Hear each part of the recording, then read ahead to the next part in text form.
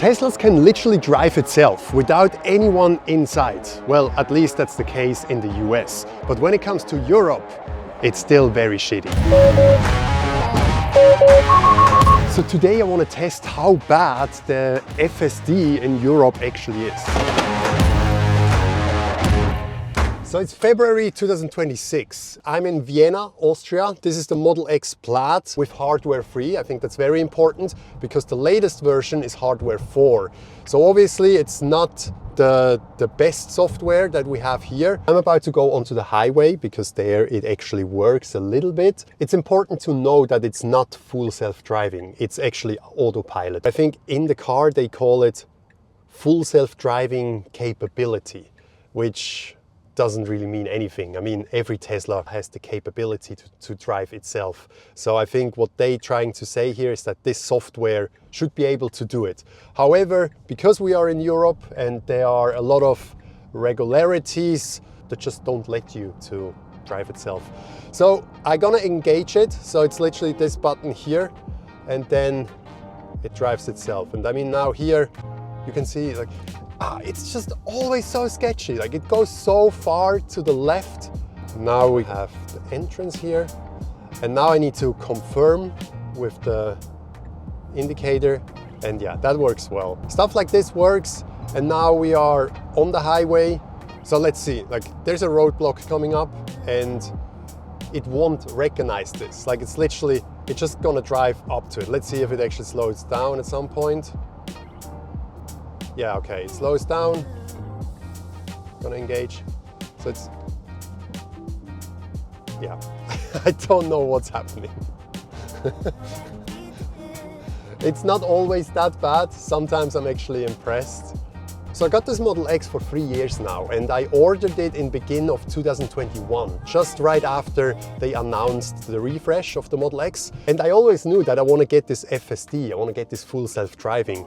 However, when I ordered it, I wasn't sure how good that will be in Austria. And before I took delivery, I looked more into this full self-driving thing in Europe and I found out that it's just not as good as in the US. Well, it's by far not as good as in the US. And then I was trying to cancel the full self-driving option because I paid an extra 7,500 euros for this. But at Tesla they told me that it's not possible, that I cannot do it. And then I was like, well, yeah, in this case I just hope that full self-driving comes to Europe very soon. But yeah, it's 2026 and we still don't have full self-driving. Okay, so now I'm not gonna do anything.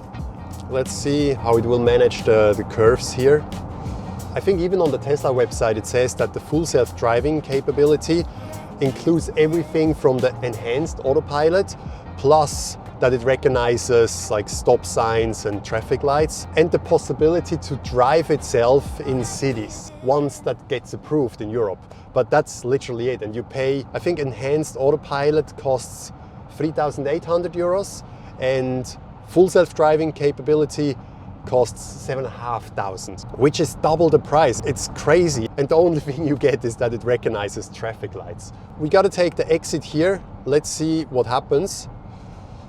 So it should recognize that at least. Like it's still on autopilot. Yeah, so it recognizes, but I still need to press the indicator to actually confirm. I think the reason for that is a law that says that the car is not allowed to drive itself, that the driver actually needs to confirm that. Okay, so red light. Well done. It recognizes the red light. And this is what you pay 3,700 euros more to get this. I really hope to see that very soon, that in situations like this, the car can just drive itself. Like right now, it's just impossible. Like, let me try to engage it again. Okay, now this curve. It's always just so scary.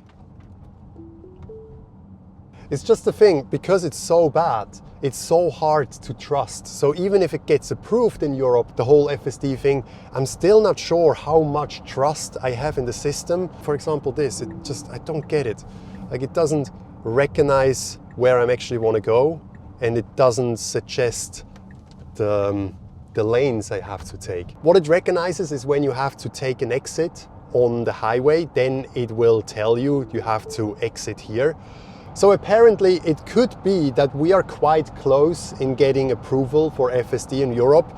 At least this is what some people say. I think in Denmark, chances are that it will actually get approved this month in February. And also in the Netherlands, they talk about approving it in March or April. We'll see what actually happens. But I'm pretty sure that as soon as one of the European countries approved it, then the other countries will follow after that. Or at least I really hope that's the case.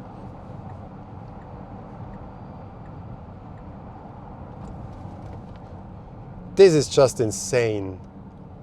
Like, what is happening? I really don't know. I really don't know what the car is thinking. Now I'm really curious to try this with a hardware 4 vehicle, like the Model Y, for example. I really hope that it's at least a little bit better, but the Model X, like what you just saw, like that's just so bad. I mean, of course, you can argue it's not full self-driving. Like, I'm not trying to show that the car can drive itself. What I'm trying to tell here is that I paid 7,500 euros for this full self-driving capability, and it doesn't even work doing the basic stuff, just like staying in lane. So yeah, it's very bad. So okay, let's see what happens here, because this lane becomes 2 and we should stay on the left. Yeah, okay, that worked. But I'm pretty sure if we would have had to go on the right, it wouldn't have managed that. So really all what the full self-driving capability on the hardware-free Model X can do is to stay in a straight line. I don't know much about other systems in other cars, but please let me know in the comments if you know anything. Like, for example, in Mercedes or BMW, how well can they stay in the lane, especially if it's like a big curve? Is it slowing down? Yeah, it recognizes that there's a curve. That's good. Yeah, it's already slowing down way more than I would slow down. But yeah, let's see.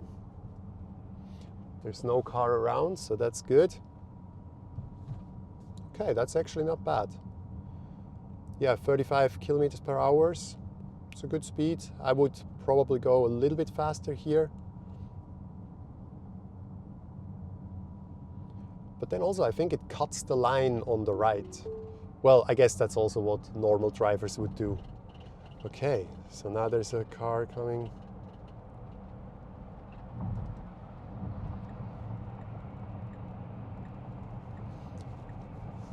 That actually worked quite well. I'm impressed. And now it brakes again. What is... Okay, I already got excited that it works, but then this happened. Yeah, strange. Another thing I want to talk about is that Tesla advertises that full self-driving is, I think, 7 times safer than driving without FSD.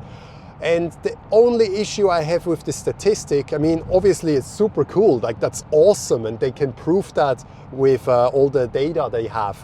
But the thing is, it's just an American statistic, and I just think Americans don't drive that well.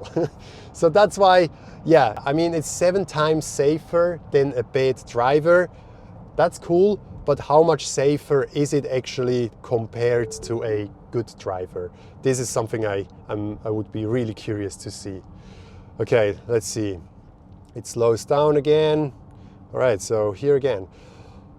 It slows down a lot, but it's working well. Yeah, it's nice. So I'm not gonna do anything here.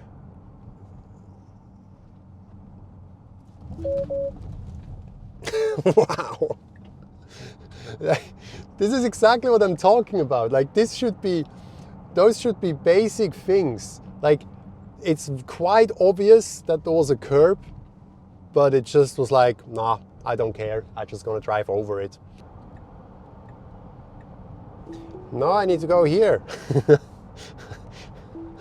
I mean, this is what I don't understand yet. There is a GPS. It exactly knows where it should go, but yet it doesn't recognize this. Also, like, it recognizes that it's 80, but it doesn't slow down. This is another reason why I don't trust the FSD, because it doesn't follow the rules.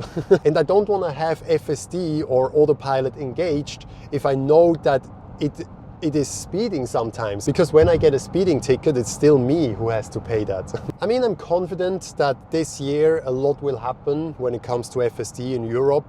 I really hope it finally gets approved, at least in some way, that the software that is on European versions just gets a little bit better, and that stuff like that, what we just tried today, actually works, or at least that you can trust in it a little bit more. I'm really curious to know your experience with full self-driving, especially when you're in the US, and if you watch these kind of videos from Europeans that are trying FSD but then just realize that it absolutely sucks. So another thing I want to try now is parking. So apparently that's also something that only comes if you upgrade to like either Enhanced Autopilot or the full self-driving. It's kind of cool because you can like scroll through the fields that you find, and then, for example, I'm going to take this one up there, and then it will go take over immediately. Not even that works. What the hell? Like, this is the worst video ever. Like, nothing works. I was hoping that at least a few things work, because it is exciting technology, I think, and I think it's very cool to see where we are heading in the future. But now it seems like nothing is working. Okay, let's try again.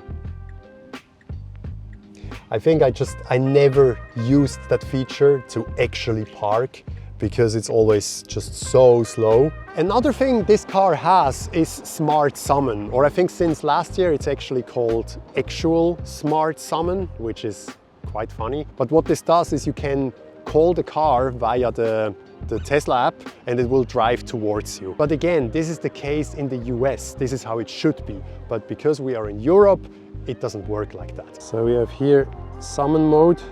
Autopilot temporarily degraded. What the hell? Okay, no. So now it works. Like, it's so strange. Like, sometimes it works, but most of the time it doesn't. I believe it really depends where I stand.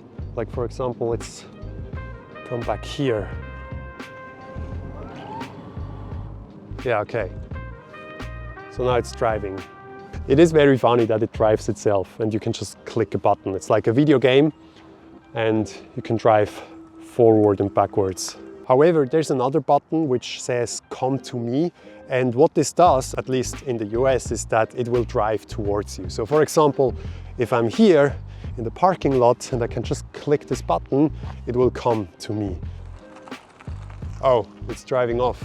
I just don't understand this feature. It's so strange. Paying 3,800 euros for this feature. It's just insane. I just think the 7,500 euros that I paid is like the worst investment I've ever done. Let's talk again in a year or so. Hopefully FSD will be approved by then, and maybe then Tesla only has the subscription model for the FSD and charges like 500 euros a month, because now the car can drive itself and you can kind of get your time back. And then I will be like, okay, I'm really happy that I paid 7,500 euros to get it in full, and now I don't need to pay for this subscription. But yeah, we'll see what happens there. Then also YouTube thinks you like one of those two videos, so either watch one of these or subscribe to this account if you want to see more weekly Tesla content where I try to show what's working and what's not. So yeah, I'll see you next week. Bye bye.